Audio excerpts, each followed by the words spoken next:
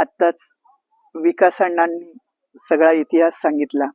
ज्या प्रभाकर देशमुख साहेबांच्या प्रेरणेमुळे आज आपण, आपलं भाग्य आहे बरं का सगळ्यांचं. म्हणजे मला इथे बसल्या बसल्या असं छान वाटत होतं की 2025चा हा आजचा शेवटचा दिवस, शेवटचा कालावधी, आणि 2026चा असणारा पहिला दिवस.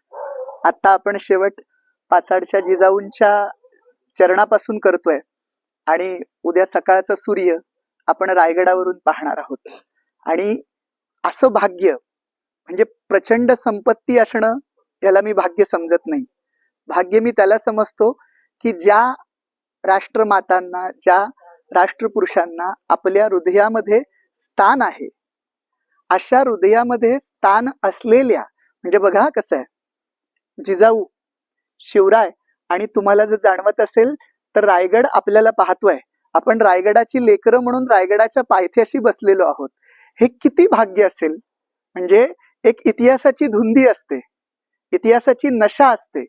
जी नशा चाखण्याची तुम्हाला सवय लागली आहे, त्याच्यामुळे तुम्ही दरवर्षी इथं येताय. आणि ही नशा कुणाला घातक नाहीये, सगळ्यांचं कल्याण करणारी आहे. ही स्वराज्याची नशा जिजाऊंनी शिवरायांना दिली आणि म्हणून हे स्वराज्य घडलं. त्याच्यामुळे 31 जे बदनाम झालंय ते मला थोडंसं असं वाटतं, नशा असावी पण ती अशा इतिहासाची आणि राष्ट्रप्रेमाची असावी. आणि त्याच्यासाठी एकदा देशमुख साहेबांना आपण जोरदार टाळ्या देणार आहोत की त्यांच्यामुळे आपण इथे आज आहोत. मी अगदी थोड्या कालावधीमध्ये जिजाऊंच्या चरित्राला थोडा थोडा स्पर्श करून तुमच्या समोर जिजाऊ होणं किती अवघड आहे हे सांगण्याचा मी प्रयत्न करीन.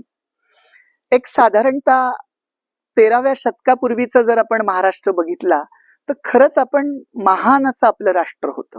म्हणजे असं सांगितलं जायचं बरं का की विद्वत्ता पण याच मातीमध्ये होती, पराक्रम पण याच मातीमध्ये होता, रसिकत्वही याच मातीमध्ये होतं आणि वैराग्यही याच मातीमध्ये होतं. अगदी सगळ्या बाबतीत महाराष्ट्र आघाडीवर होता. एका वाक्यात म्हणायचं तर महाराष्ट्र सुखात होता. पण कुणाची दृष्ट लागली कुणास ठाऊक. विंध्यातनं घोड्यांच्या टापांचा आवाज निघाला आणि अल्लाउद्दीन खिलजी देवगिरीवर चाल करून आला. महाराष्ट्राच्या अस्मितेला पहिला तडा गेला. रामदेवराय नावाचा राजा होता. खर तर तो सुस्त होता, मस्त होता, बेसावध होता. राजानं सावध असलं पाहिजे. त्याच्या मुलानं शंकरदेवानं प्रतिकार करण्याचा प्रयत्न केला, पण तो शेवटचा प्रयत्न. त्यानंतर मात्र आपण केवळ फक्त कित्येक शतकानुशतक अंधार अंधार आणि अंधार, आणि किती सहन करावं या महाराष्ट्राच्या मातीनं, किती सहन करावं. तर शेतकऱ्याच्या शेतामध्ये अशी पिकं उभारलेली असावीत आणि घोड्यांचा जथ्था यावा आणि एका क्षणात त्या पिकाची नासाडी व्हावी. हे तर सोडाच, पण मराठ्यांच्या देवाऱ्यातील जिला स्त्रीला देवता समजलं जातं, त्या देवतेची विटंबना तिच्या पतीसमोर व्हावी आणि परचक्र आलं की असं होणारच, असं म्हणून आपण मूग गिळून बसावं, इतकी भयान परिस्थिती होती. आणि कित्येक शतकानुशतक आपण हे सहन करत होतो. आणि हे आता सहनतेच्या पलीकडे झालं तेव्हा याच मातीतल्या पुणे जिल्ह्यातल्या शिवनेरीवर एक स्त्री रोज उगवत्या सूर्यनारायणाला सांगत होती की आता अंधार इतका माजलाय की काजव्यांनी जन्म घेऊन उपयोग नाही. साक्षात सूर्यदेवा, तूच जर माझ्या पोटी जन्माला येणार असशील तरच जन्माला ये, नाहीतर मी निपुत्रिक राहिली तरी चालेल, कारण इतका अंधार माजलाय की काजव्यांनी जन्म घेऊन उपयोग नाही. बर, ती स्त्री कोणत्या परिस्थितीत होती, त्या परिस्थितीची आपण आत्ता थोडी जरी कल्पना केली तर आज आपल्याला जाणवतं बघा. गर्भारपणामध्ये अगदी म्हणजे पहिले 3 महिने झाल्यापासून सोनोग्राफी आणि बाकी ज्या काही गोष्टी सुरू होतात आधुनिक तंत्रज्ञानानं, त्यावेळेस जिजाऊ जेव्हा गरोदर होत्या तेव्हा त्यांच्यावर काय म्हणजे आपण असं समजलं जातं की गर्भारपणामध्ये आपली मानसिक अवस्था चांगली असावी, आपल्या शरीर आपलं छान असावं. जिजाऊंची मानसिक अवस्था काय होती, त्या अवस्थेमध्ये जिजाऊ काय सहन करत होत्या. तर जिजाऊ जेव्हा गरोदर होत्या तेव्हा अवस्था अशी होती की सासर पुणे मुरार जगदेवानं उद्ध्वस्त केलेलं आहे. सासर माहेर जे आहे ते माहेरी लखुजीराव जाधव आणि 3 पुत्र, रघोजी, अचलोजी आणि यशवंतराव, हे 3. बहादूरजी बाजूला होता काकांकडे आणि आई, हे सोडा. पण लखुजीराव जाधव आणि हे 3 पुत्र सुलतानाला भेटायला गेले आणि अचानक सुलतान उठला याचा अर्थ काही लखुजीरावांनाही कळेना आणि तो अर्थ कळायच्या आत या चौघांच्याही कत्तली झाल्यात भर दरबारात. बरं, त्यावेळेच्या प्रथेप्रमाणे नुसते 4 पुरुष नाही गेले, 4 महिलांनाही सती जावं लागलं. म्हणजे 8 व्यक्ती जिजाऊंच्या माहेरकडच्या गेल्यात. माहेर उद्ध्वस्त झालंय. बर, या सगळ्या अवस्थेमध्ये आपल्याला असं वाटतं की या नाजूक अवस्थेत पती जवळ असावा, परंतु शत्रू पाठीमागे लागल्यामुळे शहाजीराजांना नाईलाजास्तव जिजाऊंना शिवनेरीवर ठेवावं लागतंय. आणि याच्यात कमी होतं म्हणून की काय, गोदावरी स्नानाला जिजाऊंच्या जाऊबाई गेलेल्या असताना महाबत खानानं त्यांना पळवून नेलंय. या सगळ्या अशा अवस्थेतली एक स्त्री, त्या ठिकाणी दुसरी कोणी स्त्री असती तर शिवनेरीवरून खाली उडी घेऊन आत्महत्या केली असती. पण ही स्त्री सूर्यदेवाबरोबर भांडत होती आणि सांगत होती की तूच जन्माला ये. शिवाई देवीची आणि या स्त्रीची प्रार्थना त्या सूर्यदेवानं ऐकली आणि 19 फेब्रुवारी 1630 सूर्याचा जन्म शिवनेरीवर झाला. तो सूर्य म्हणजे तुमचे आमचे छत्रपती शिवाजी महाराज आणि ती स्त्री म्हणजे राजमाता जिजाऊ. आज बघा ना, कसं असतं की प्रत्येक जण, आपण आई वडील म्हणून आपल्या मुलांना शिवाजी महाराजांचा पुतळा दाखवतो, शिवाजी महाराजांची तसबीर दाखवतो, शिवाजी महाराजांचा इतिहास दाखवतो, गडकोट किल्ले फिरवतो आणि आपण आपल्या मुलाकडून अशी अपेक्षा बाळगतो की तू शिवरायांसारखा झाला पाहिजेस. पण मला असं वाटतं कदाचित थोडं हे आगाऊपणाचं होईल, पण शिवरायांसारखा मुलगा जर घडवायचा असेल तर आई वडील म्हणून आपण शहाजी आणि जिजाऊंसारखे आहोत का याचं चिंतन आम्हाला करावं लागणार आहे. कारण शहाजी आणि जिजाऊंच्या त्यागाशिवाय शिवाजी महाराज घडणं शक्यच नाही हो. म्हणजे हा किती मोठा त्याग आहे माहितीये का.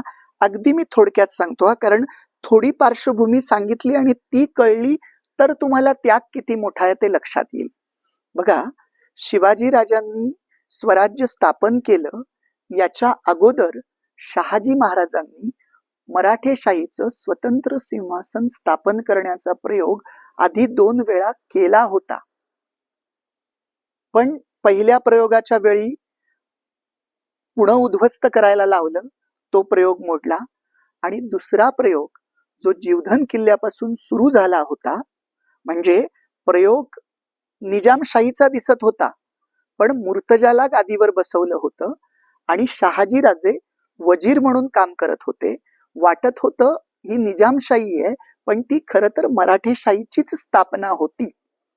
पण दुर्दैवानं शहाजीराजे ठाणे जिल्ह्यात शहापूर जवळ माऊली नावाचा किल्ला आहे, तिथे त्या क्षणी त्यांना मुर्तजाला मोगलांच्या ताब्यात द्यावं लागलं. कारण मोगल आणि आदिलशहा एकत्र आले, पोर्तुगीजांनी आयत्या वेळेस मदत नाकारली, त्यामुळे मांडलेला हा सगळा सारीपाट उधळला गेला. नाईलाजानं मुर्तजाला मोगलांकडे द्यावं लागलं आणि त्यावेळेस शहाजी राजांचे मित्र रणदुल्ला खान हे आदिलशाहीमध्ये होते. मग आता निजामशाही तर नष्ट झाली, तिची वाटणी केली गेली. आदिलशहानी आणि मोगलांनी ती अर्धी अर्धी वाटून घेतली. मग शहाजी राजांना त्यांचे मित्र रणदुल्ला खानांनी त्यांच्याकडे मागून घेतलं. आता इथे एक मेख मारून ठेवले मोगलांनी. कोणती? की त्यांनी आदिलशहाला सांगितलंय तुम्हाला जर शहाजी राजांना घ्यायचं असेल सोबत तर घ्या, पण त्यांना महाराष्ट्रातल्या सह्याद्रीच्या जवळपास अजिबात येऊ द्यायचं नाही. कारण त्यांना कल्पना होती की शहाजी राजे म्हणजे ज्वालामुखी आहे आणि जसं अग्नीच्या सानिध्यात जर तूप आलं तर भडका होतो, तसं सह्याद्रीच्या सानिध्यात जर शहाजी राजे आले तर इथं बंडाची बीज अशी तरारून वरती येतील आणि पुन्हा तिसरा प्रयत्न होईल. त्यामुळे हद्दपारी केली गेली महाराष्ट्रातून बाहेर. शहाजीराजांना की महाराष्ट्रात नाही, मग त्यांना जहागिरी दिली गेली कर्नाटकाची, तुम्ही तिकडे राहा, सह्याद्रीच्या सानिध्यात यायचं नाही. आता विचार करा, जर सह्याद्रीचा सहवासच तुटला तर मग स्वराज्य स्थापन कसं करणार? आता इथे तुम्हाला शिवाजी राजांना घडवण्यामध्ये जिजाऊ आणि शहाजी राजांचा त्याग किती मोठा आहे हे लक्षात येईल. आता शहाजी राजांना महाराष्ट्रात येता येत नव्हतं, पण जिजाऊ येऊ शकत होत्या. लक्षात घ्या, जिजाऊंना बंधन नव्हतं. पण असं होणार नाही की एखादा पुरुष आपल्या बायकोला म्हणाला की तू जा, तिची स्वतःची इच्छा असल्याशिवाय हे कार्य होणं शक्यच नाही. स्वतः जिजाऊंची तेवढी तीव्र इच्छाशक्ती असेल की मला स्वराज्य स्थापन करायचंय. त्यावेळेस शहाजीराजे आणि जिजाऊ यांच्यामध्ये काय बोलणं झालं हे इतिहासाला माहित नाही, पण आपण अंदाजानं असं समजू शकतो की जिजाऊ म्हणाल्या असतील की एक पुत्र संभाजी, म्हणजे शहाजीराजांच्या मोठ्या भावाचं नावही संभाजीराजे होतं, एक पुत्र संभाजी तुमच्याकडे राहू द्या, त्याला तुम्ही घडवा, आणि शिवबांना मी महाराष्ट्रात घेऊन जाते, त्यांना मी घडवते. तो ग्रॅम डफ जो आमची दिशाभूल करतोय आणि आम्हाला जे सांगतोय की शहाजीराजांचं आणि जिजाऊंचं पटत नव्हतं म्हणून जिजाऊ इकडे आल्या, असं नाहीये बरं का. म्हणजे शिवाजी राजांचं स्वराज्य हे शहाजी राजांची योजना आणि जिजाऊंची इच्छाशक्ती याचा मिलाफ आहे. हे मी केवळ फक्त प्रेम आहे म्हणून अजिबात म्हणत नाही. मी तुम्हाला अशा इतिहासातल्या खुणा दाखवेल की ज्या ठिकाणी तुम्हाला कळेल की शहाजी राजांचं हे किती नियोजनबद्ध योजना आहे. मला सांगा, जेव्हा तिकडं कर्नाटकातनं शिवबा आणि जिजाऊ इकडे आल्या तेव्हा शहाजी राजांनी काय काय दिलंय? आपल्या विश्वासातली माणसं दिलीत. बाजी पासलकर असतील, माणकोजी दहातोंडे असतील, कान्होजी जेधे असतील, लोहकरे असतील, दादोजी कोंडदेव असतील, ही सगळी सेवक म्हणून एकनिष्ठ सेवक होते. ही सगळी मंडळी कोणी दिलीत? शहाजी राजांच्या ही विश्वासातली माणसं आहेत. ही विश्वासातली माणसं दिलीत. सोबत राजमुद्रा दिलेली आहे, जी आपण आता त्याच्यावर आहे ना, शहाजी पुत्र असं, शहा सुनो शिवसैषा, ही राजमुद्रा तेव्हा दिली आहे. हे कसलं द्योतक आहे? ही स्वराज्य स्थापनेची बीज आहेत. ही सगळं दिलेलं आहे. बरं, शिवभारत आम्हाला काय सांगताय?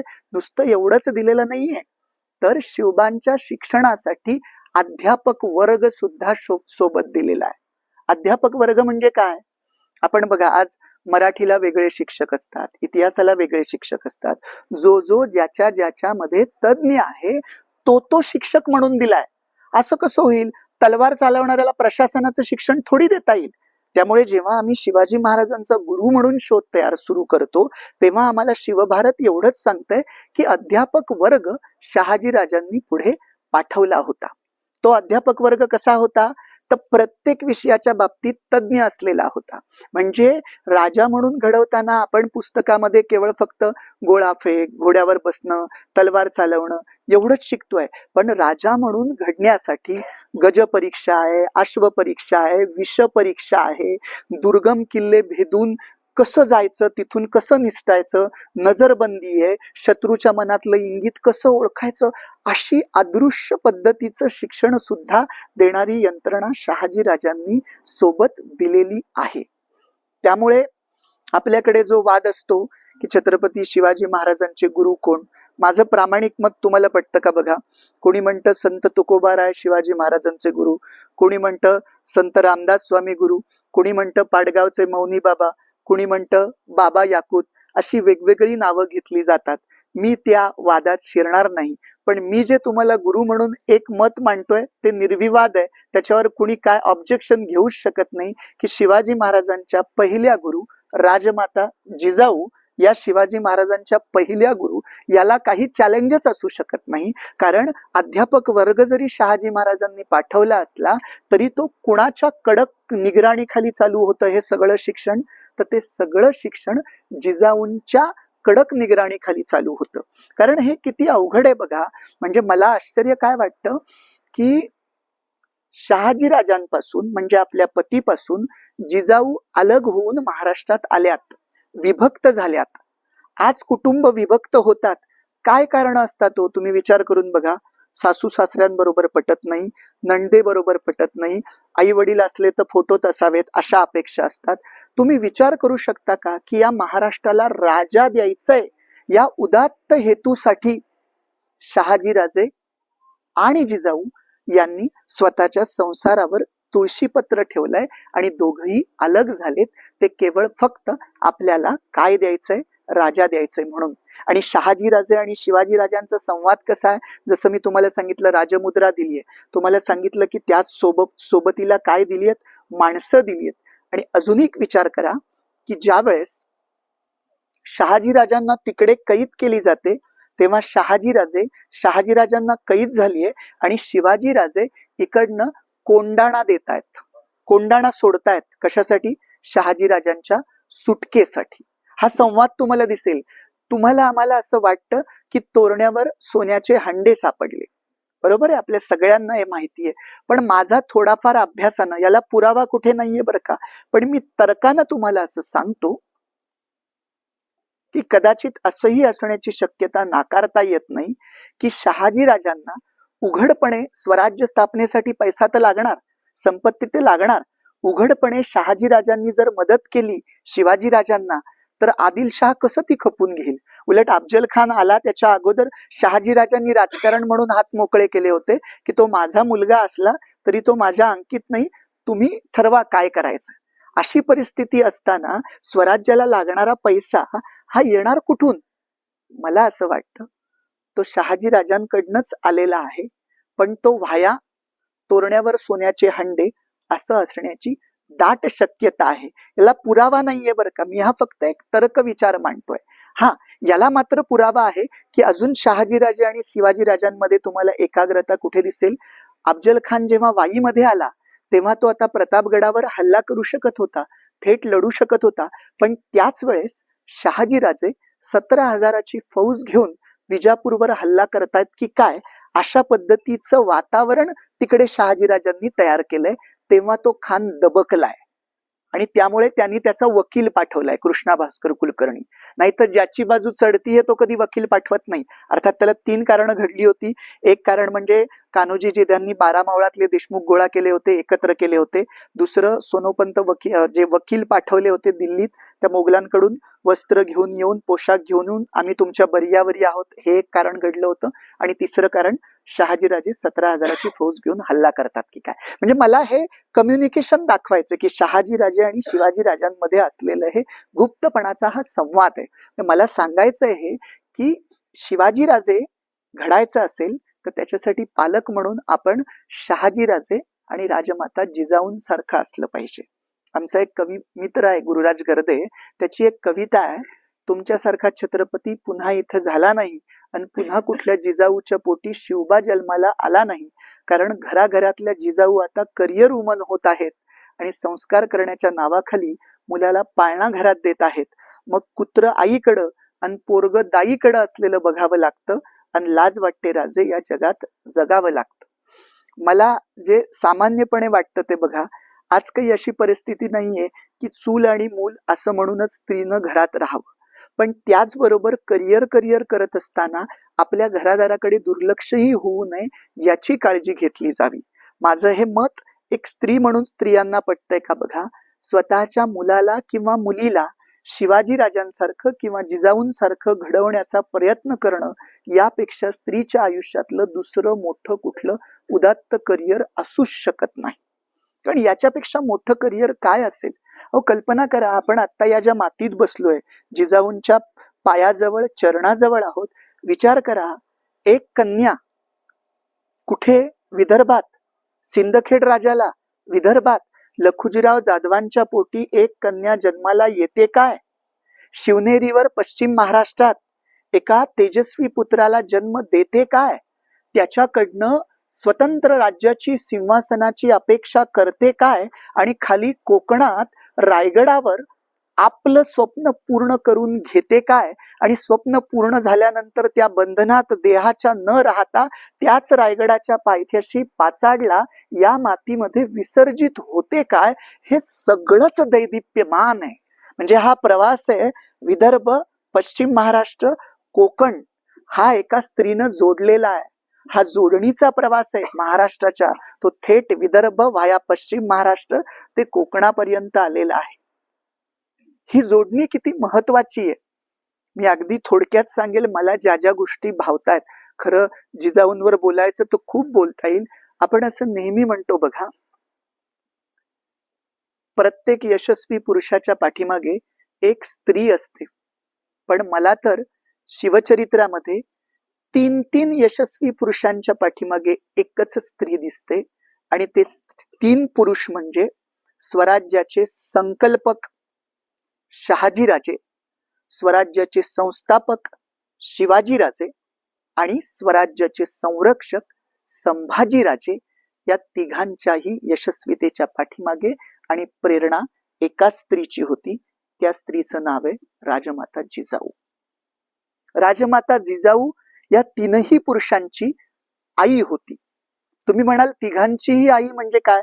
शिवाजीराजांची तर आई होतीच, पण बाळ शंभूराजांची म्हणजे 2 वर्षामध्ये सईबाई गेल्यानंतर पुढे आजी हीच शंभूराजांची आई झाली होती. आणि मग तुम्ही आता म्हणाल की शहाजीराजांची आई कशी? तर बघा, पुरुष जेव्हा त्याचा पूर्ण पराभव होतो त्यावेळेस एकतर तो आपल्या आईकडे रडू शकतो, किंवा आई जर नसेल तर बायकोच्या खांद्यावर मान ठेवून त्या पराभवाच्या क्षणी तो पुरुष जेव्हा बायकोच्या खांद्यावर मान ठेवतो तेव्हा ती त्याची बायको नसते, ती त्याची आई असते. जेव्हा स्वराज्याचं स्वप्न 2 वेळा उधळलं गेलं असेल त्यावेळेस शहाजीराजांना प्रेरणा देणाऱ्या जिजाऊ या त्यांच्या आईच झाल्या असतील. आणि हा किती किती करारीपणा होता माहितीये जिजाऊंमध्ये. मी तुम्हाला आत्ता जे सांगतोय ना ते तुम्ही कधी कुठल्या पुस्तकातही वाचलं नसेल. हे मी आत्ता एक उदाहरण सांगतो, तर्कानं तुम्हाला पटेल बघा, पटण्यासारखं आहे. मला जे अभ्यासातनं एक स्पष्ट असं दिसतं, ते काय दिसतं बघा, किती करारी होत्या जिजाऊ. हे बघा, 12 मे 1666 आग्र्यामध्ये तो खिलत नाकारण्याचा प्रसंग घडलाय शिवाजीराजांचा. तारीख काय? 12 मे. राजे आग्र्यातून कधी निसटलेत? 17 ऑगस्टला. तुम्ही हिशोब करा, 12 मे ते 17 ऑगस्ट किती दिवस होतात? 3 महिने 5 दिवस होतात. तुम्ही औरंगजेबाच्या चरित्राचा अभ्यास करा. औरंगजेब हे व्यक्तिमत्व तपासा.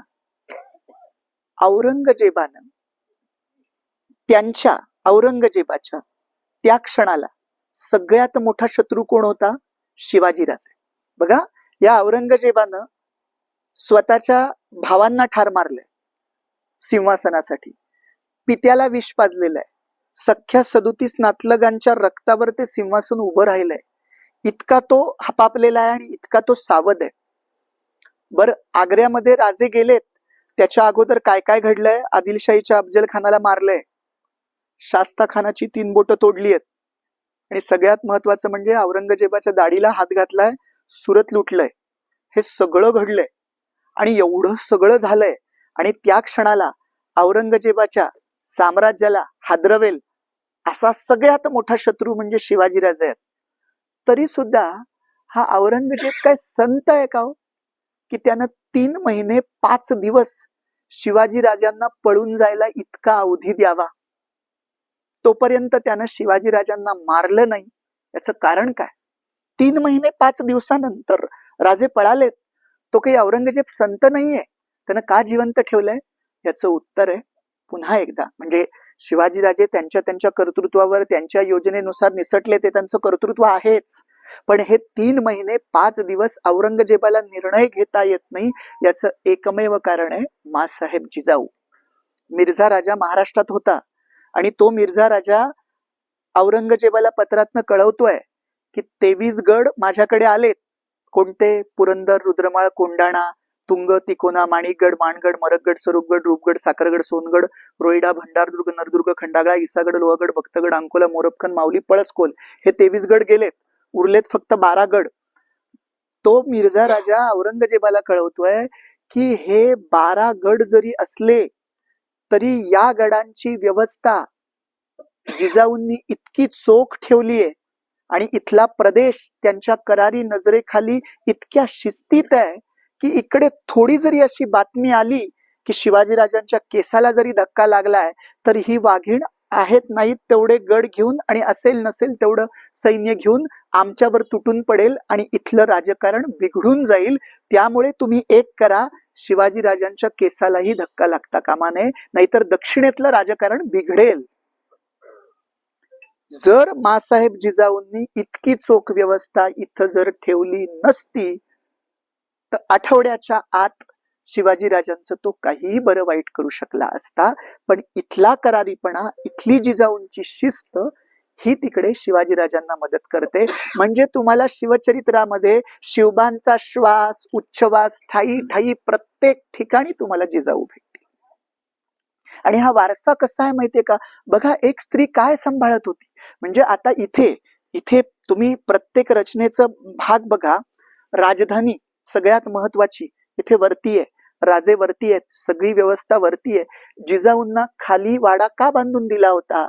आपल्याला असं कारण सांगितलं जातं, ते दाखवण्यासाठी असेल की वरची हवा मानवत नाही म्हणून. नाही, लष्कर खाली असायचं. लष्कर वरती जाऊ शकत नाही गडावर. ज्या कुठल्या मोहिमा असतील, काही असतील, ते सगळं लष्कर खाली असणार आहे. त्या सगळ्या लष्करावर करडी नजर आणि वचक असणारी एक व्यक्ती तिथे असली पाहिजे, जी शिवबांचा डोळा आहे, शिवबांचा करारीपणा आहे. त्या जिजाऊ इथे आहेत. कारण शत्रूला जर रायगड गाठायचं तर पहिल्यांदा या वाघिणीला पार करून मग रायगडाकडे पाहावं लागेल. जोपर्यंत वाघिणी या मातीत आहे तोपर्यंत त्या बछड्याचं सिंहासन आणि बछड्याकडे कोणाला पाहायची हिंमत होणार नाही. इतकं. आणि त्या वाघिणीनं स्वतःला विसर्जित कधी केलंय? जेव्हा स्वप्न पूर्ण झालंय, सिंहासन स्थापन झालंय, महाराष्ट्र सुरक्षित झालाय, महाराष्ट्राला राजा मिळालाय, आता महाराष्ट्राची चिंता नाही, तेव्हा त्या इथून निघून गेल्यात. इतका करारीपणा त्यांच्यामध्ये आहे. आणि आपण असं म्हणतो की एखाद्या घरामध्ये जेव्हा एखादी व्यक्ती अशी करारी असते तेव्हा ते गुण असे संक्रमित होतात इतर ठिकाणी, आपोआपच ते पुढे जातात. तुम्ही बघा, राजघराण्यामध्ये थोडीशी धुसफूस असेल, काही असेल, म्हणजे शिवाजीराजांचाही अभ्यास केला तर संसारातल्या काही गोष्टी महापुरुषांनाही चुकल्या नाही. जो काही थोडासा मंत्रिमंडळाचा अंतर्गत कलह असेल किंवा पुत्राला राजा करायचंय याच्या बाबतीतले काही मतभेद असतील किंवा संभाजीराजे मोगलांच्या गोटात गेले असतील, तो शिवाजीराजांच्या रणनीतीचा भाग असावा, असे काहींचे तर्क आहेत. पण आज पुरावे आपल्याकडे कुठे नाही आहेत. पण या सगळ्या गोष्टी जरी आपण धरल्या तरी या कधीच्या आहेत? तुम्ही नीट बारकाईनं अभ्यास करा. जोपर्यंत जिजाऊ आहेत तोपर्यंत कुठेही तुम्हाला हा अंतर्गत कलह, भांडणं अजिबात दिसणार नाहीत. कारण कर्ता पुरुष जेव्हा बाहेर काम करतो तेव्हा घरामध्ये एक कोणतरी भक्कम लागतं की जी घराच्या सगळ्यांवर ज्याचा वचक असेल. त्यामुळे 1674 पर्यंत जोपर्यंत जिजाऊ आहेत तोपर्यंत तुम्हाला हा अंतर्गत कलह एका अंशानं सुद्धा, ती आतमध्ये कोणाची हिंमत होणार नाही पुढे काढायची, तो तिथेच दबलेला दिसेल. तो थोडा पुढे आला असेल तर तो नंतरचा भाग आहे. आणि मला सांगायचंय की हे करारीपण कसं संक्रमित होतं बघा.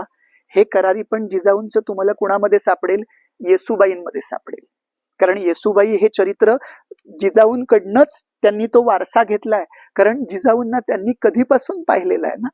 आणि हा वारसा, कारण येसूबाई हे हे हे व्यक्तिमत्व इतिहासात खूप मागे राहत आहे. येसूबाईंचा किती मोठा त्याग आहे माहितीये.